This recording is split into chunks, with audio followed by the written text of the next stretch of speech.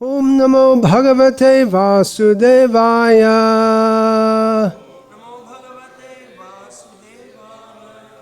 Om Namo Bhagavate Vasudevaya.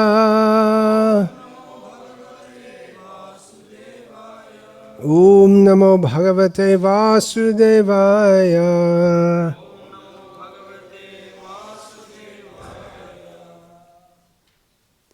Om Ajnanatimirandhasya Jnananjana Shalakaya Chakshurunmilitam Yena Tasmai Shri Gurave Namaha.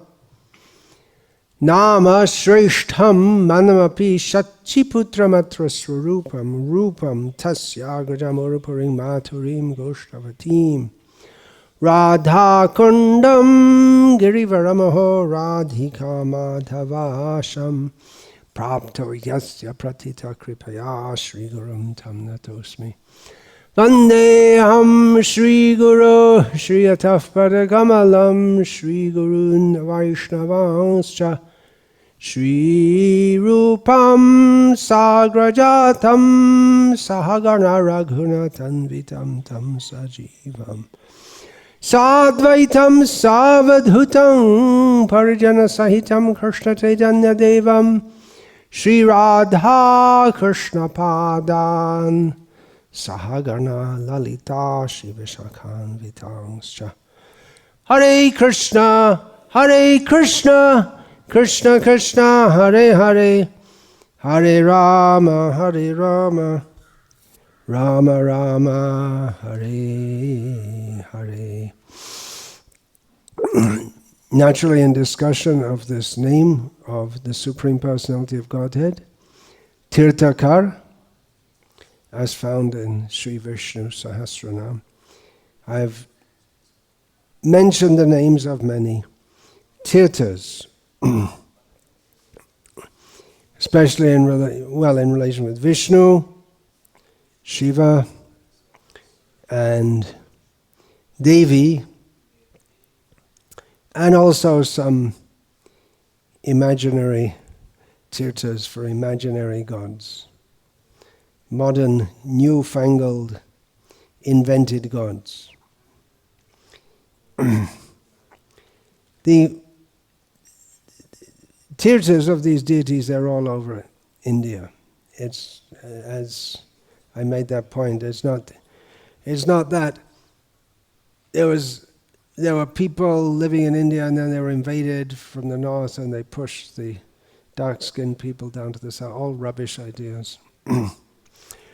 Vaishnava tirthas, very famous ones.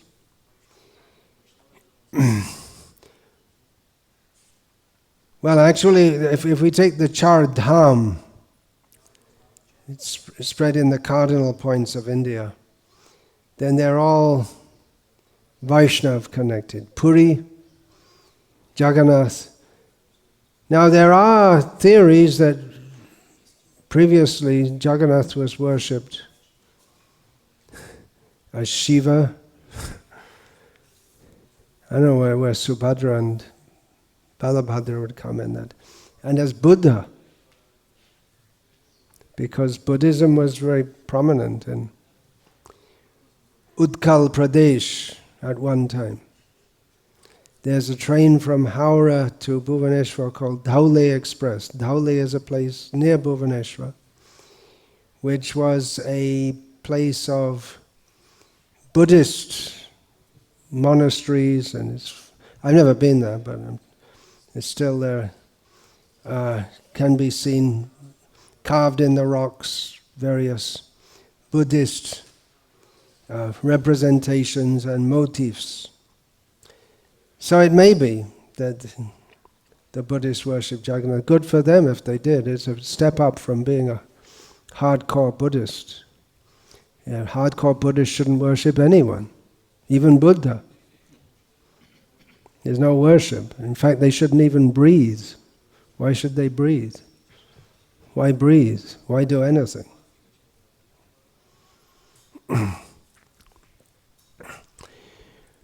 So yeah, So Puri, Dwaraka. Badrinath is not generally considered a place for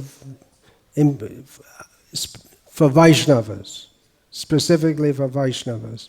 And generally Vaishnavas, we don't find that it's part of the specifically Vaishnava Tirtha circuit, if there is such a thing, or a place that specifically Vaishnavas go to. Although we find that Krishna, when he was leaving this world, told Uddhava to go to Badrinath to enlighten the sages there about it. And of course Badrinath is Vishnu. There's no one argues about that. And then Rameshwaram is of course a place of Shiva. But that Shiva deity was established by Lord Rama. Or Sita, if you like. Sita and Ram. So they're all, but again, it's not specifically frequented by Vaishnavas.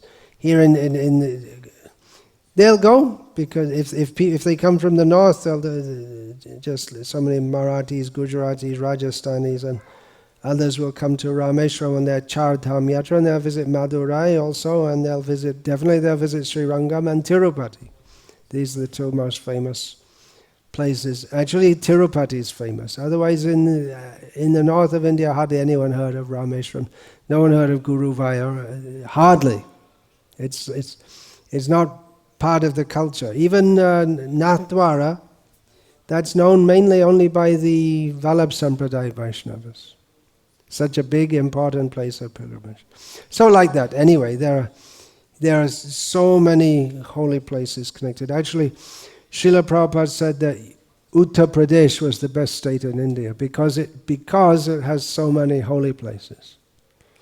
He said that. Well, of course, at that time, the state which is now called Uttarakhand was still part of Uttar Pradesh. So some of the holy places got cut off. But still, so Mathura, Vrindavan, then Prayagraj, Ayodhya, Varanasi, these are the prominent. Chitrakoot, little bit in UP, mostly in MP. Naimisharanya, yeah, there are so many. The hub of the universe.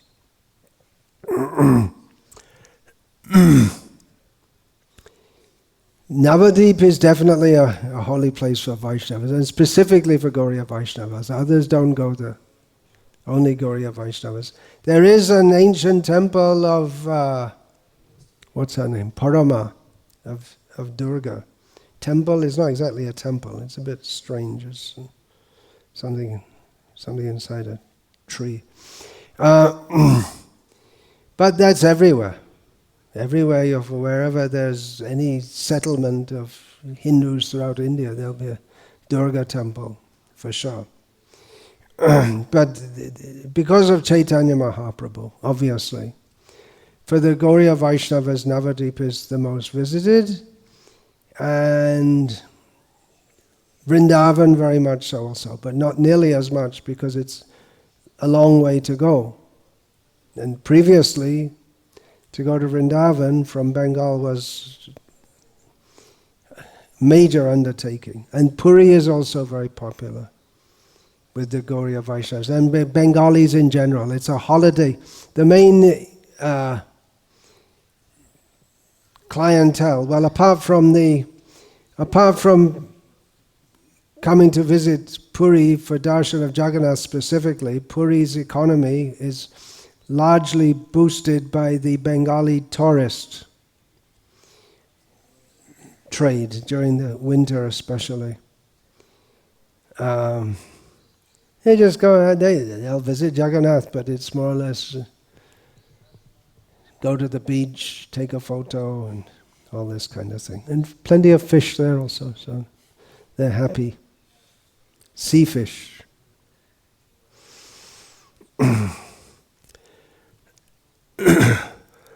And of course there are other holy places connected with Chaitanya Mahaprabhu and his pastimes and his associates. I mentioned previously, there's 3 parts. There are so many, but there's nothing comparable to Navadvip.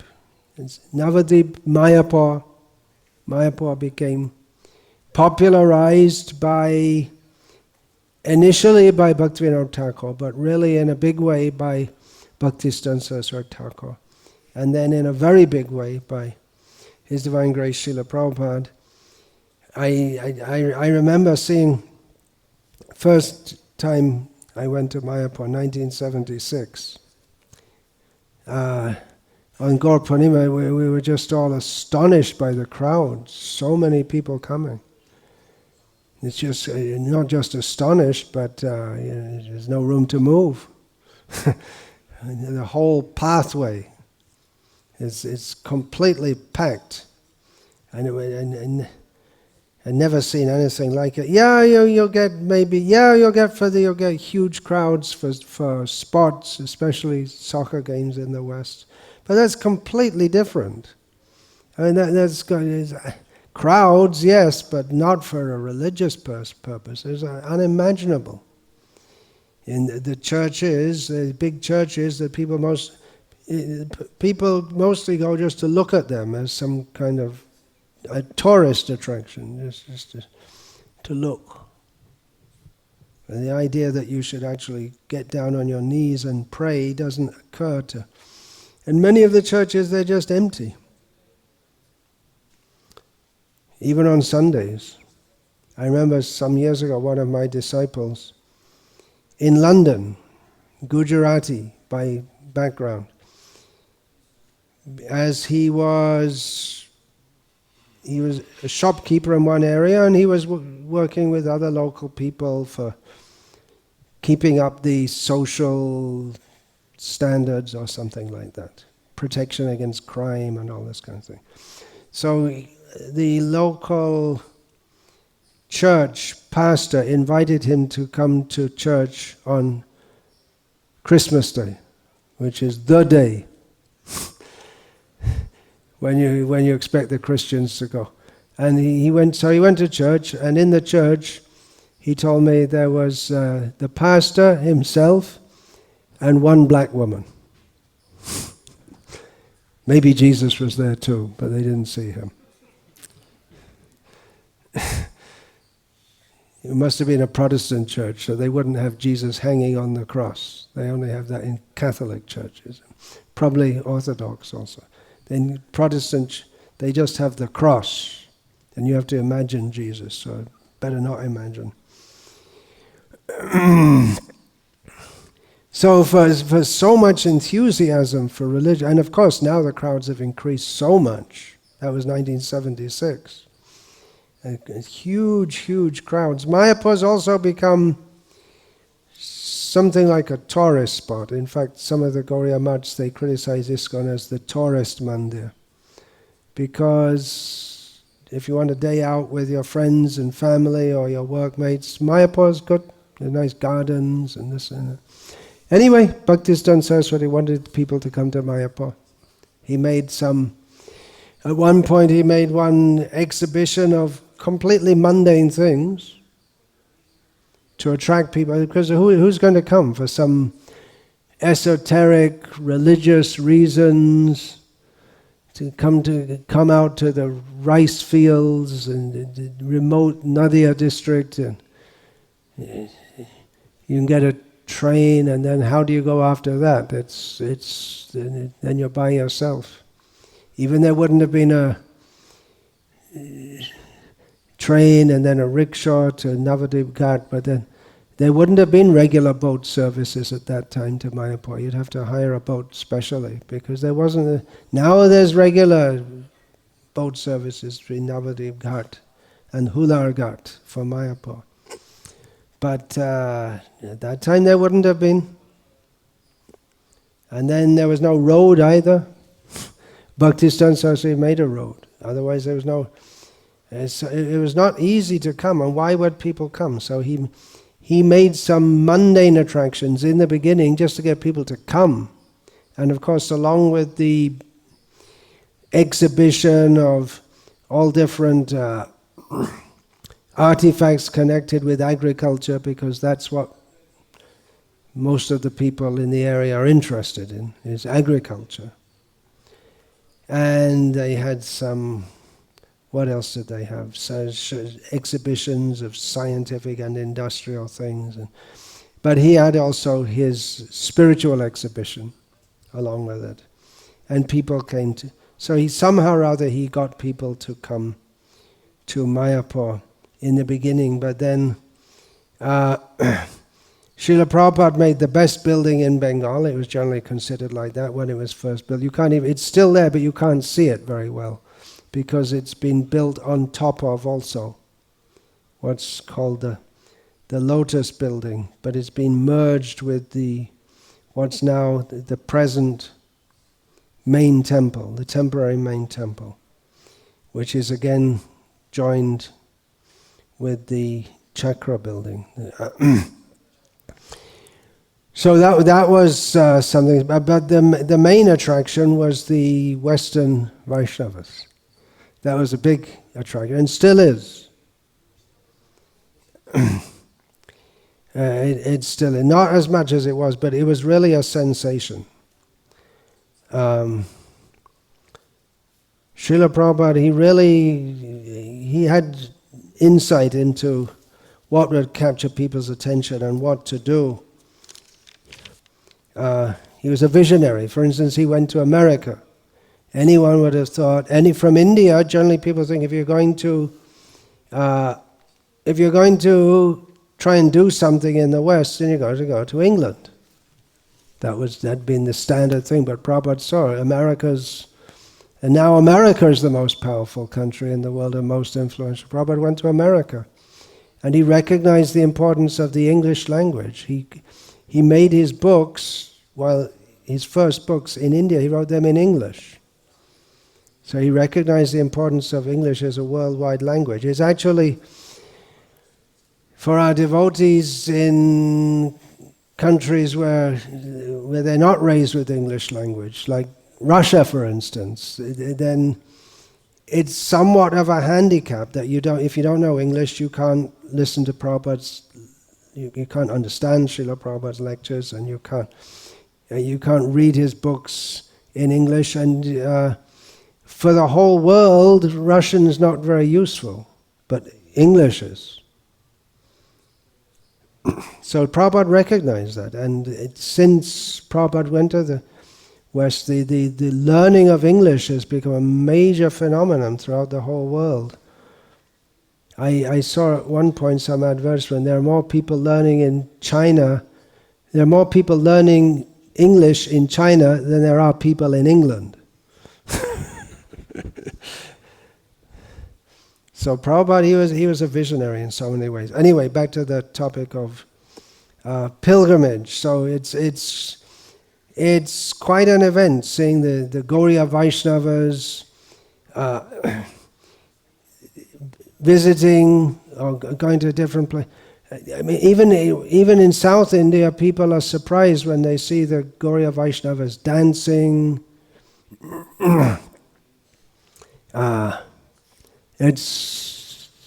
It's not considered very religious to dance and sing with musical instruments. Even in the churches, most of the churches, they're very solemn and grave. Although we do find in the Bible, there's a whole book of the Bible called the Book of Psalms. Psalms means hymns to God, and which is said, praise the Lord with trumpets. That's all I can remember from the whole book of Psalms. It's something about singing and dancing. We used to sing this almost every day in school, and I just remember the first line. I guess I wasn't a very good student.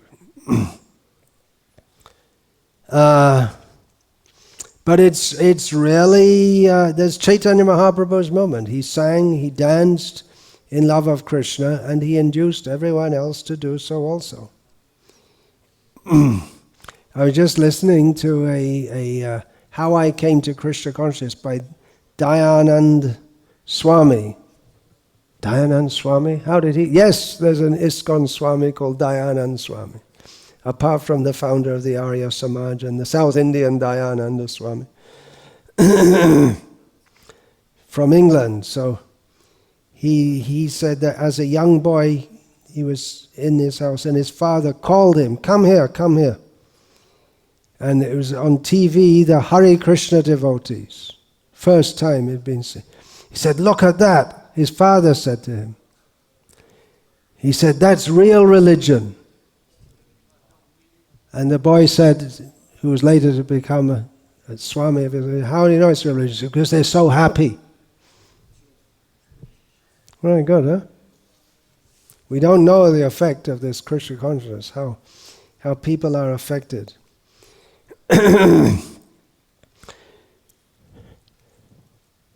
So Chaitanya Mahaprabhu, he visited so many holy places, holy places and ordinary places, and all of them became holy places if they weren't already holy places, by the touch of his lotus feet. And the places that were already holy places became even more special by the touch of his lotus feet. So Puri is a great place for Gaudiya Vaishnavas because Jagannath's there. And it's also the place of Chaitanya Mahaprabhu. You may remember seeing just at the beach, they have a statue of Chaitanya Mahaprabhu, large statue. So Chaitanya Mahaprabhu, apart from, generally we think of Gaudiya Vaishnava Bengal, but actually the cult of Chaitanya Mahaprabhu is very widely spread in Orissa also. That was after the time of Chaitanya Mahaprabhu, Shyamananda and Rasikananda spread it. Why, especially Rasikananda spread it widely in Utkal Pradesh. And the songs of Narottam Thakur are very well known. They have their own kirtan style and everything. And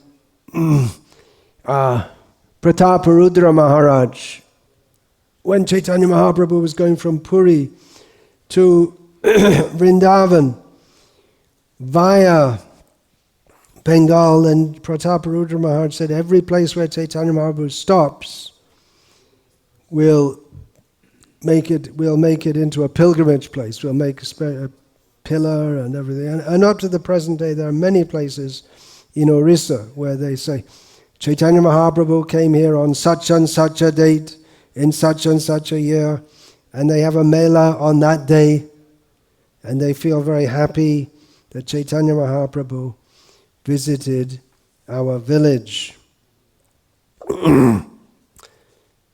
So Prabhupada and before him Bhaktisiddhanta Saraswati Thakur, they in many ways revived Gaudiya Vaishnavism, but it wasn't that it didn't exist, it was going on. There were many deviations, no doubt, but there were Gaudiya Vaishnavas, but it would have remained in Bengal only, Bengal, Orissa, local, if Bhaktisiddhanta Saraswati Thakur hadn't made the endeavor to bring that to the whole world, which Srila Prabhupada fructified. And it's still going on. It's every town and village. It's still not every town and village, right? It's not even every town and village in India. In Bengal, definitely in every town and village, people have heard of Chaitanya Mahaprabhu, but not in Tamil Nadu. You should go. Oh, you can't go. You're all locked down.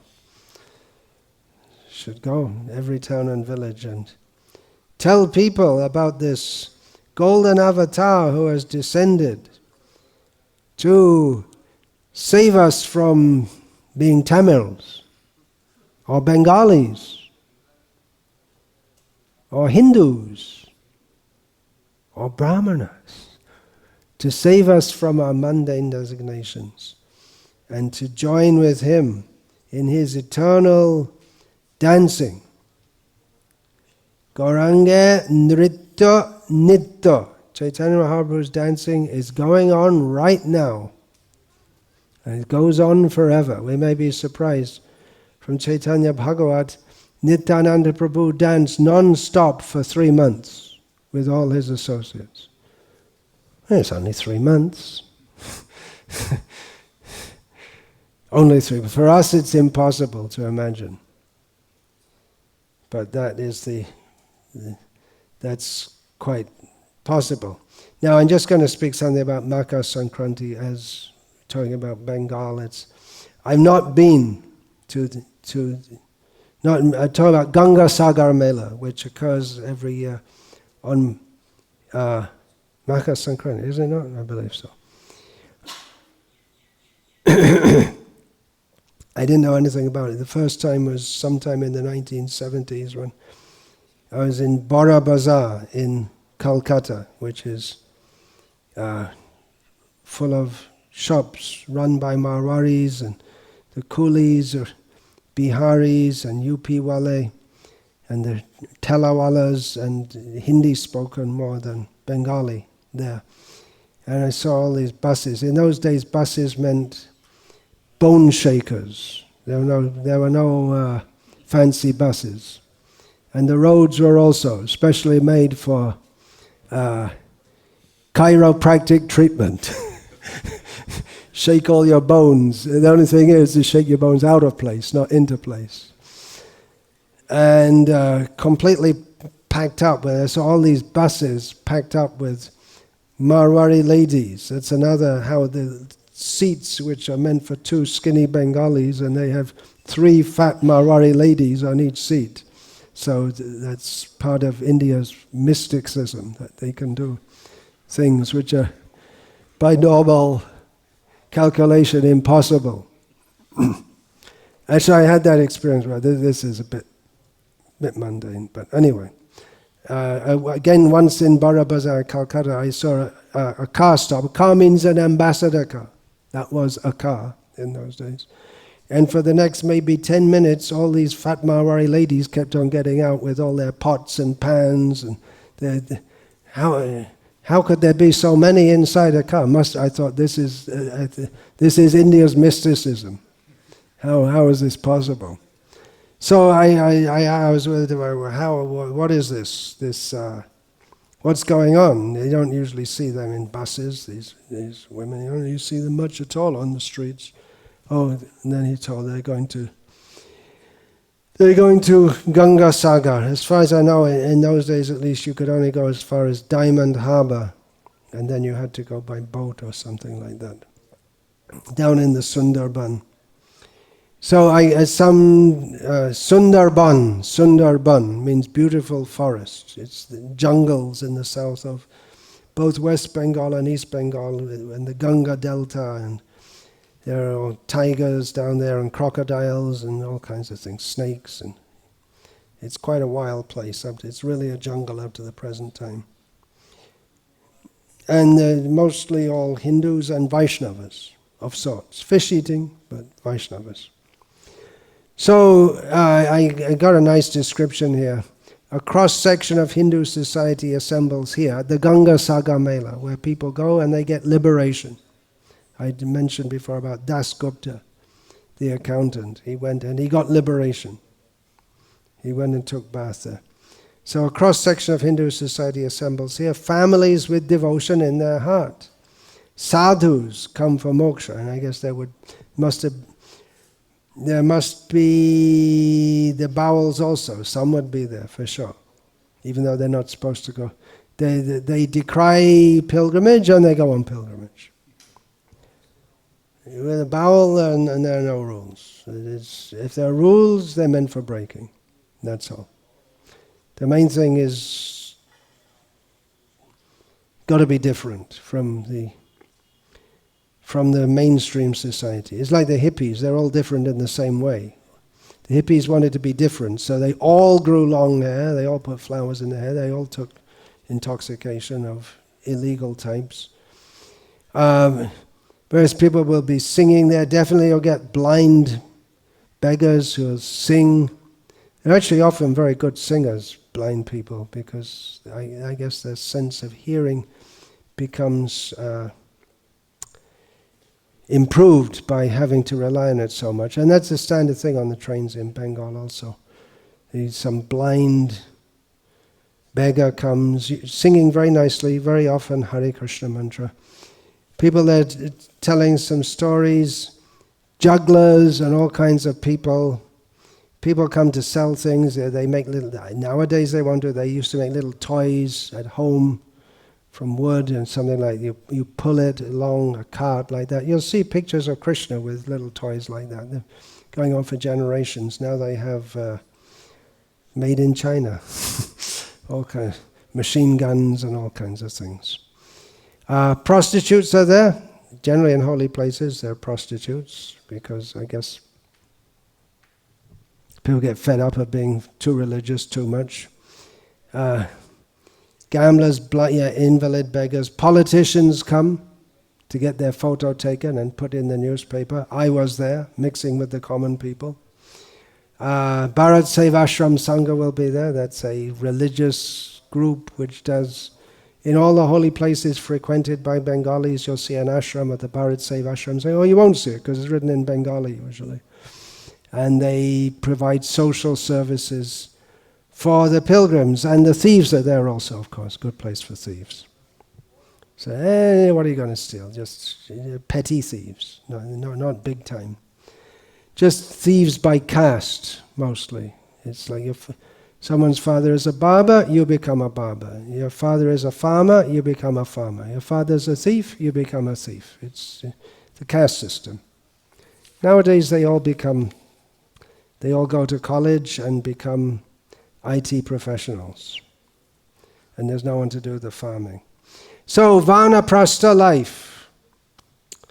Let's get away from all this mundane talk. But it is religious. Because after all, people go to Ganga Sagar Mela with belief in the statements of the Shastra.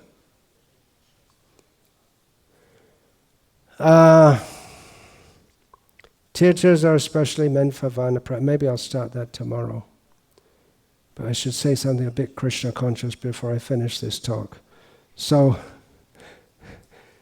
Vanaprastha life, yeah? How many times Prabhupada quoted that?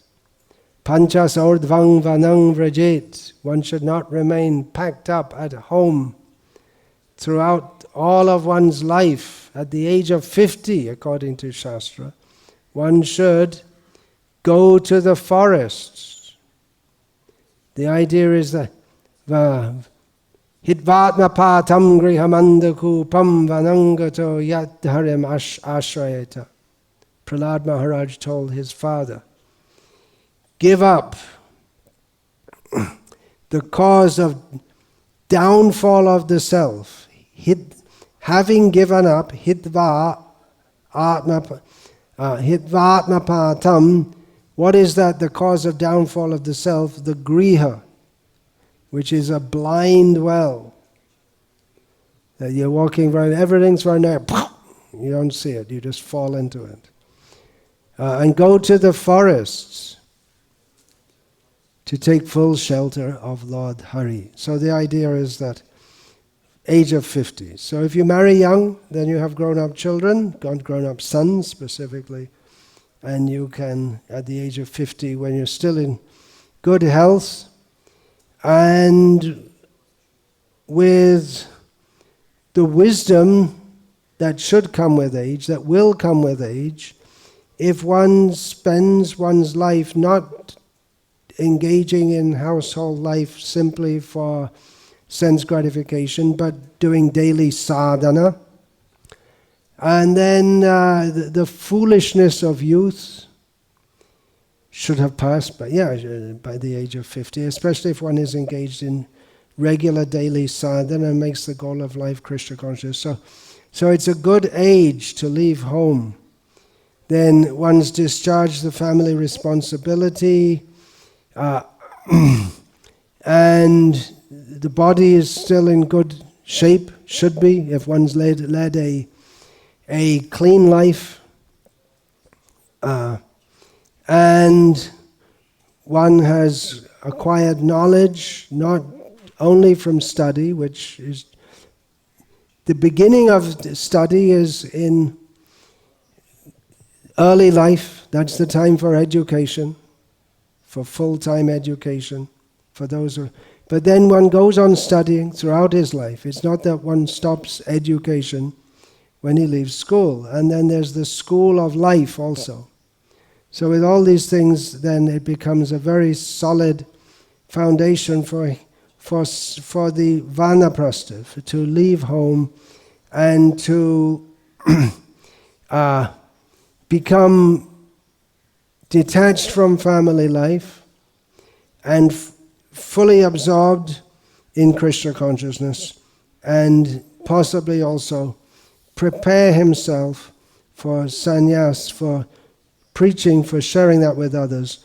But even if he doesn't officially take sannyas, if he's a spiritually advanced person with years of responsible living behind him, then naturally pious people will like to take advice and instruction from him. So that's all. It's all part of the varnashram system,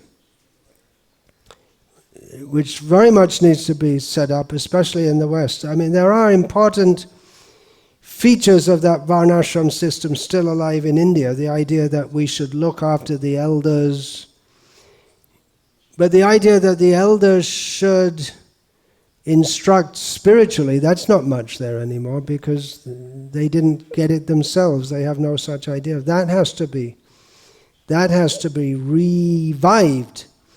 But in the Western countries, the idea that you serve the elders and you take instruction from them spiritually, that doesn't exist, and therefore we find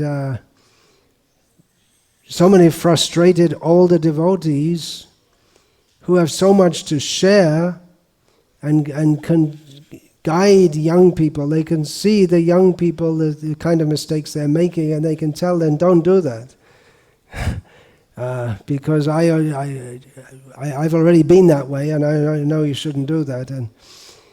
And older people with their lifetime who've spent their life in Krishna consciousness, and they've studied and they've become deep in Shastra, they have so much to share. It's not necessarily just sannyasis, but then we tend to think only a sannyasi is suitable for giving instruction. Or if they get designated as a guru, then then he's very important. Otherwise, not very important.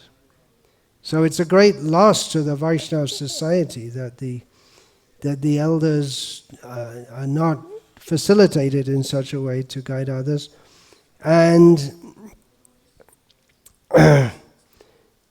as a result, they may have to work for a living, and then the younger people think, well, they're just like me. I'm working for a living. They're working for a living.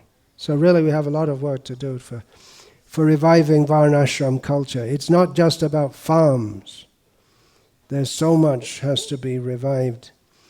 So Tirtha Yatra is especially for Vanaprasthas. They leave home, they visit various holy places. They may come back time to time to their home, husband and wife together generally, or maybe the husband goes out, the wife stays at home and he comes back. There are various ways in which Vanaprastha life can be taken up. In ISKCON in the West, at least, we most easily see it that the wife bloops or runs off with someone else's husband, and then the man designates himself as a Vanaprastha. But that's not the Vedic system. Or he leaves the wife, and anyway, it's a mess. It's a real mess. And we need to establish all over the world holy places. They're there. They're already there with so many temples, but then places where people can come, spend time in study, in service, all these things. So there's some thoughts, and Krishna willing, I'll speak some more about tirthas for Vanaprasthas tomorrow. Hare Krishna. All glories to His Divine Grace, Srila Prabhupada. Vancha kalpatarubhyascha kripa sindhubhya patitanam pavanebhyo vaishnavebhyo namo namaha.